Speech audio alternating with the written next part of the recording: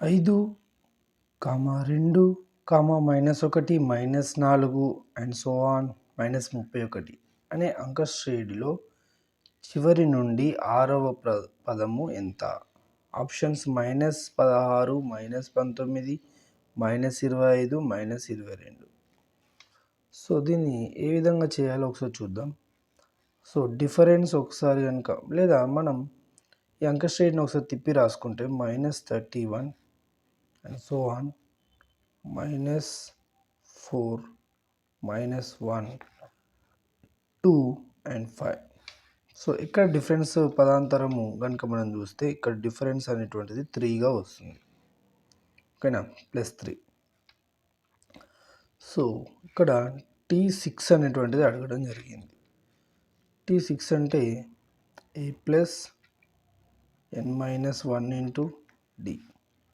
So ఇక్కడ Tn general formula T6. So చివరి పదం అంటే ఇక్కడ మొదటి నుంచి పదం అవుతుంది. సో a ఎంత? -31, 6 - 1 ఇంటూ d ఎంత? 3. -31 + 5 ఇంటూ 3 -31 + 15 -16. సో T6 అనేటువంటిది ఇక్కడ -16 అనేటువంటిది రావడం జరిగింది. మనం తిప్పి రాసాం కాబట్టి ఇది చివరి నుండి పదం అవుతుంది. సో ఒకసారి ఆప్షన్స్లో కనుక చూస్తే -16.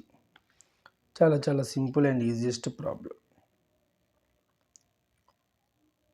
ఈ విధంగా చేయాలి. Thank you.